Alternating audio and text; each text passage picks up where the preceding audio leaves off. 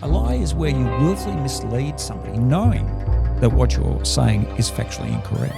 I think I lie very well for my profession. What does a liar look like? What does a psychopath look like? I just want to say I hope there's a lot of criminals listening to this. We'll be picking up some good tips. Good afternoon, Steve. Welcome back. Hey, Brad, how you doing? You're looking well today? Oh, thank you. Well, that's your first lie, but all right. I'm probably. You could get away with saying I'm looking weller than I was last time. I think I finally managed to shake most of that cold that I had for some time. Anyway, that's not what we're here to talk about. One interesting interim. Do you know, in terms of lies, the thing that I haven't heard anything about for about the last week, the Epstein files. What, is it over? Have they gone? No, look, you know, I don't know if you saw any of the released documents. I mean, there was more redacted black marks through that document than anything I've ever seen. It's like there was more, black marks through it than there was content. So you got to question why they, first they were going to release it, then they were not going to release it, then they released it with so many redactions that no one knows what the hell's in there.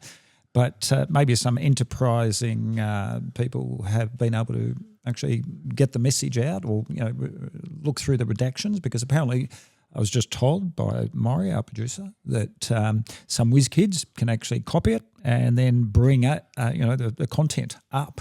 And they're redacting what we think may be truths. Is that it? That's, Well, why else would they be doing it? I mean, what are they covering up? What is it that they don't want people to say? Sometimes the aftermath is worse than the lie. I mean, so much for accountability and transparency. Yeah, we'll release them, and they release what? Not much at all. No, it's I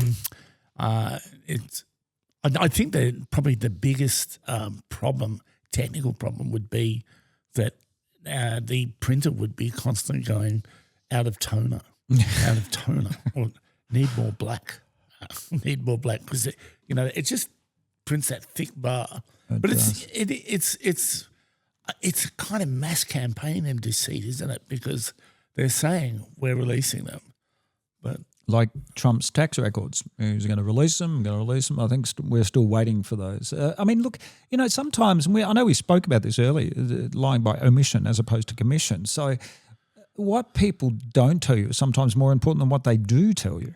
Yeah. They edit the information they supply you, especially if it's going to get them into trouble. Yeah, so is that omission or is it lying by obliteration? Yeah, I like the obliteration metaphor. It's it opens up even more questions, doesn't it? I mean, why the secrecy? What are what's in there? Obviously, they're concerned. I mean, why even release the documents if you're just going to redact everything? Yeah, it's a it's a dishonesty, and it's a conspiracy in not so far as everybody had a meeting, and decided that they go about it this way, but everybody's buying into it. The press are being very patient about it. And I thought they were supposed to be the ones who interrogated the liars. I think it will probably reveal if they ever come out, and I have a theory that these things eventually come out. Other high-profile people may be involved, and whether it be guilt by association or I think we're used to being lied to by our governments and our politicians. In fact, I saw a study ages ago, and they said, we know that politicians lie. We expect politicians to lie, yet we still accept that. Now, if you're in a position of authority or you're representing your constituents, how about being honest? I mean, you've got to look at the reason why politicians lie, and that is they're recorded. Everything they say, whether they're press releases, interviews, it's all recorded. It can all come back and haunt you, as we've seen. John Howard, he said, there will be no GST, and eventually it was introduced. Yeah. Politicians are very careful about what they say, because they know that can be used against them at a later stage. But, there's no one I know who doesn't expect a politician to lie. I know. Look, I think one of the reasons why they lie so much is that they're pressed for answers, but they actually are beholden to secret stakeholders. Yeah, of And course. so, it's almost like a delay. It's a bit like, if you're at a fast food place and they say there'll be a 2-minute wait on that. And in fact, you're actually parked there for 7 minutes waiting for your chips. So it's like fast food. It's like semi-fast food. Yeah, but why say that in the first place? Well, even in this, I'd call this almost a positive lie. I think in the phone market, the call center market, with services, there's a thing called under promise, over deliver. Are you familiar with that? I am. Yeah. I don't get that with Amazon though. Right. Not recently, anyway.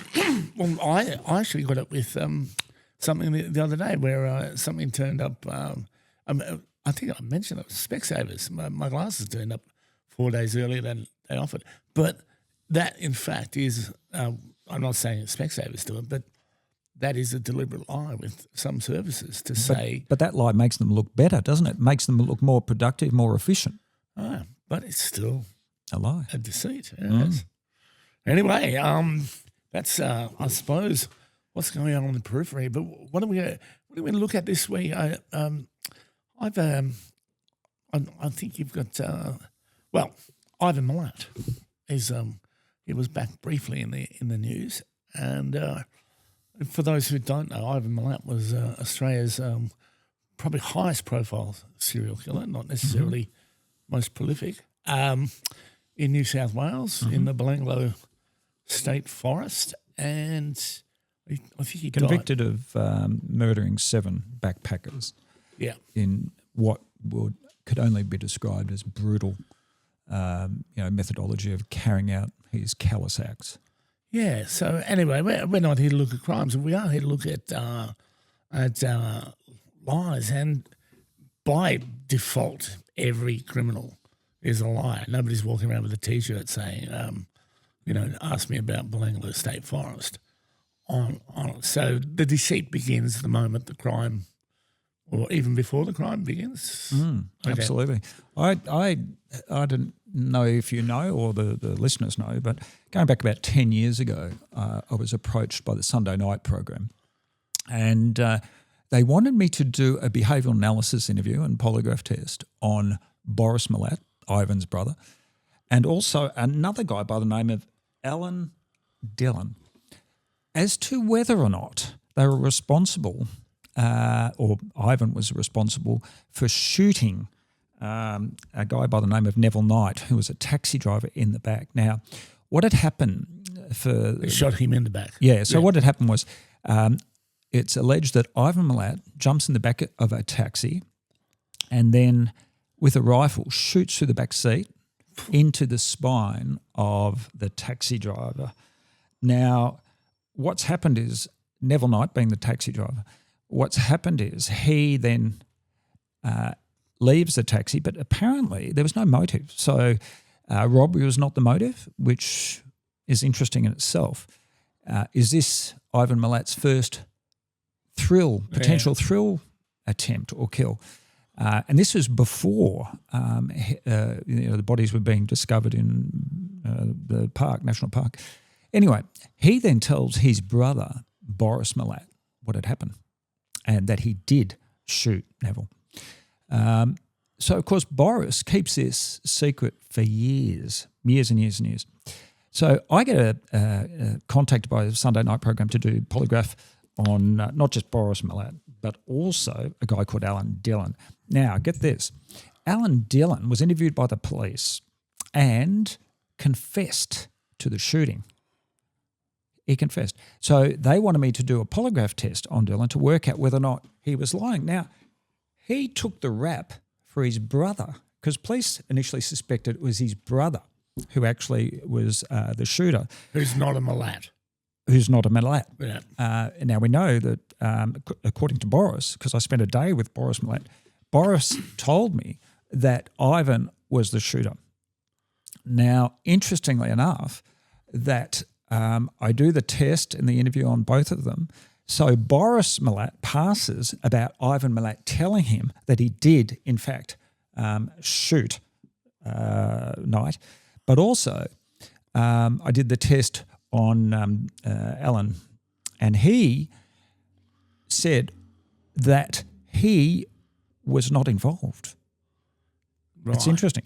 And anyway, we do the test, and so he passed. he was not involved? Yeah. So the initial person I tested was a guy by the name of Dylan. Right? Yeah. And anyway, he actually said that he was involved in the shooting. Then he changed his mind, I believe. Now, what had happened was he went down for that. He was convicted. He did 6 years jail for that shooting. Now, Ivan Milat finds out about this, doesn't tell anyone, knows he's a shooter, and Boris tells me that he kept it secret to protect his brother. Now, what you've got to understand about the Milats is they're all scared of Ivan. He was a bad egg. In fact, Ivan... Sorry, he was a bad egg. Yeah, seven convictions. Yeah. Well, actually, Boris thinks it's double that amount. He thinks there's many more victims out there. So Dylan spent 7 years, I think 6-7 years in custody. He always said that he was not involved, and he took the fall for his brother. Right. And he passed the test. So Milat knows this, and Boris tells me that, he said, don't tell anyone. So you're dealing with... And here we are. So you're dealing with not only lies, but you're dealing with behaviour that's consistent with being evasive. So when you were doing these, doing these lie detection tests, right? So I presume that you're reading your equipment rather than the person. Is that it? No, I do both actually. Could you take us through it? Yeah. So what happens is if I'm working on a homicide case, whether it be for Victoria Police, AFP, Australian Federal Police, or anyone else, usually what I'll do is I'll go in there with a behavioural analysis approach, which is what I learned through the FBI. And I'd say 99% of the time I can tell whether or not somebody's going to pass a polygraph because it's just the process. Because typically what I've seen is truthful people not only will tell you everything they saw, felt, heard, they'll include themselves in the narrative, whereas deceptive people won't do that. They'll create distance, disassociation, separation in their language. So I'll go in and ask particular behavioural analysis questions looking for how they respond. A truthful person will always exonerate themselves, whereas a deceptive person will be evasive, sidestep the issue, don't answer the question, all those type of things. So I'll go in there looking for responses, masking, concealment, blocking behaviours. We'll talk about these on future episodes, but micro expressions, distress signals, all those type of things as well. So I break it into 3 or 4 areas, which we spoke about on, I think it was the first or second episode.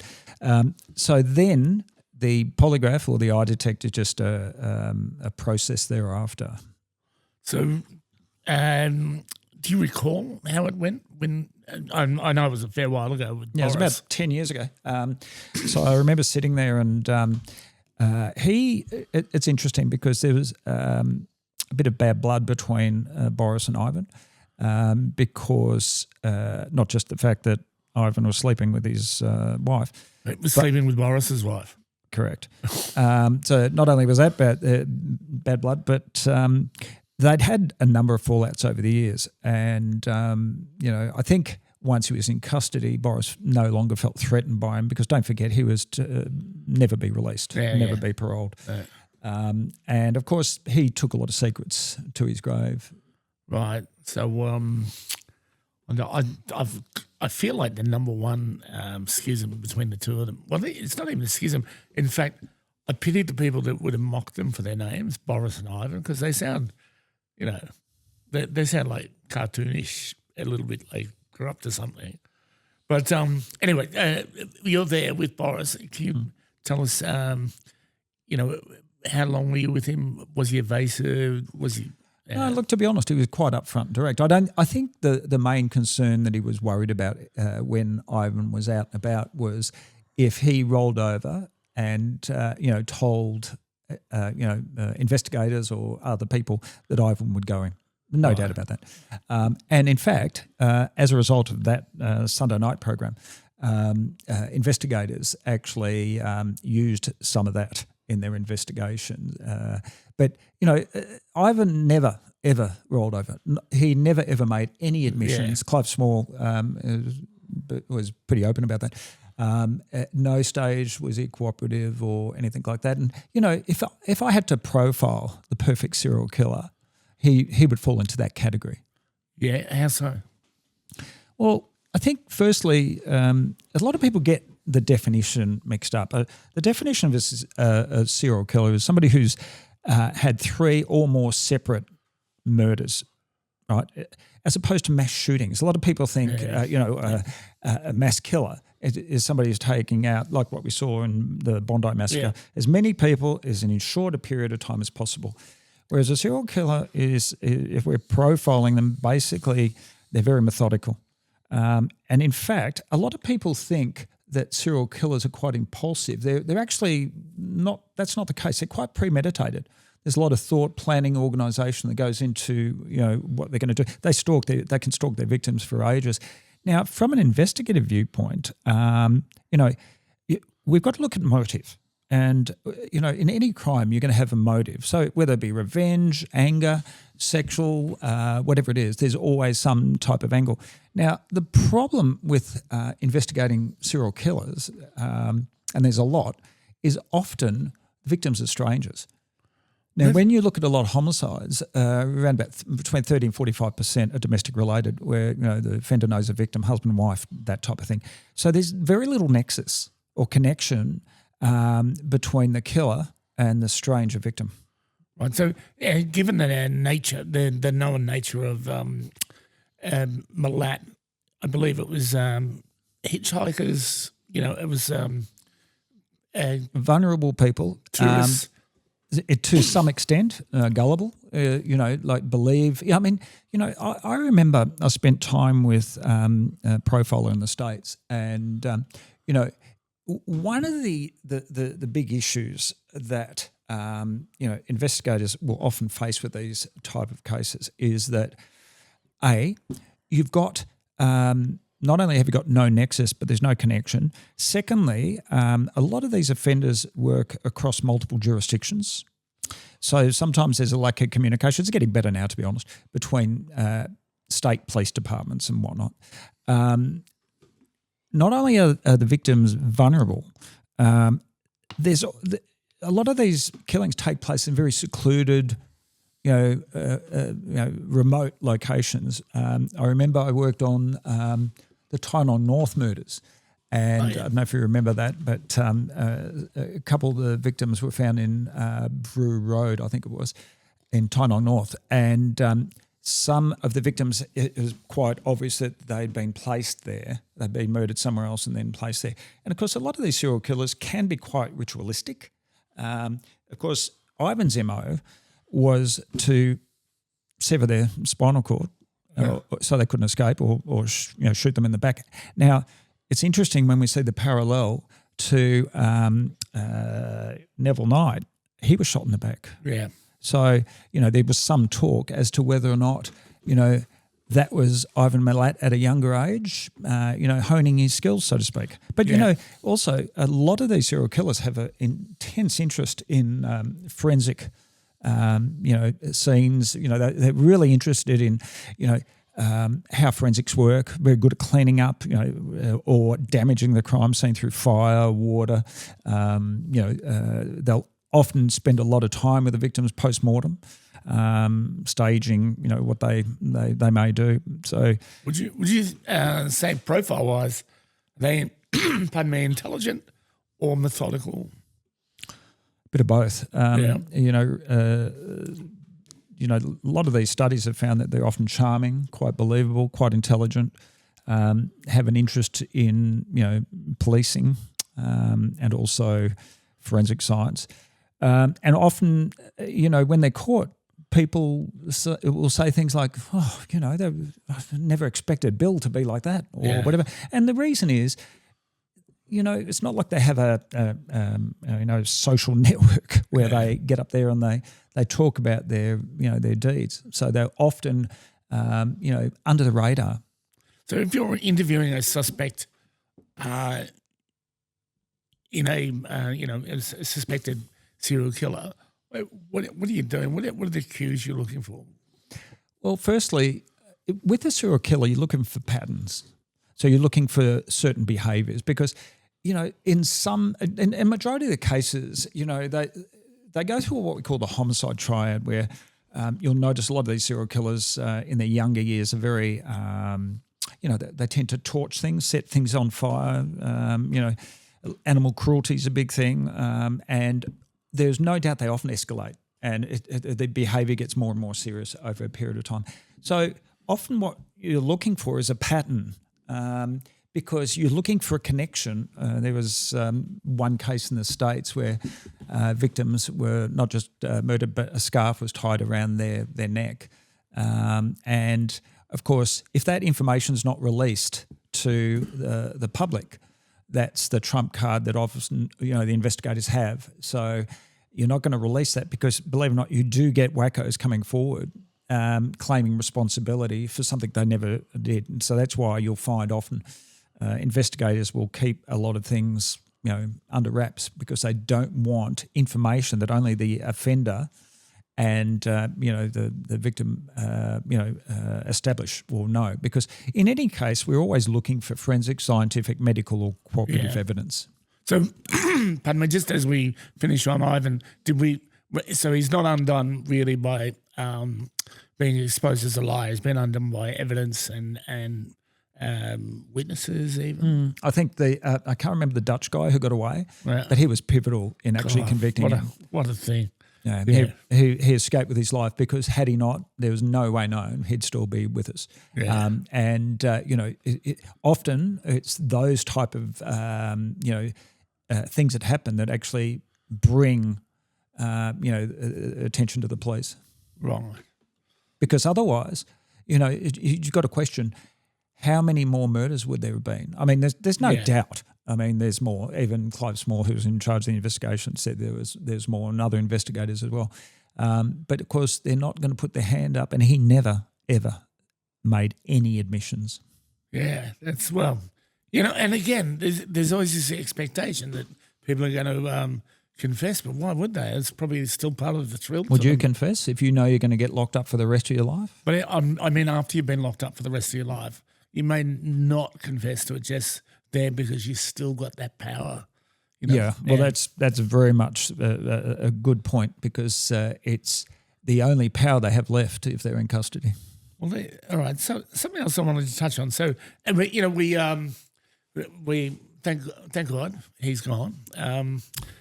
Just something else I wanted to talk about before we finish up today is that a kind of lighter side to it is it just occurred to me so many songs I think we've had pop since about the 50s, rock and roll and pop and so on. But this started, at the beginning of the 20th century anyway. There's so many songs about lying, I think Fleetwood Mac are the big culprits. The Rolling Stones. Eurythmics, would I lie to? There you go.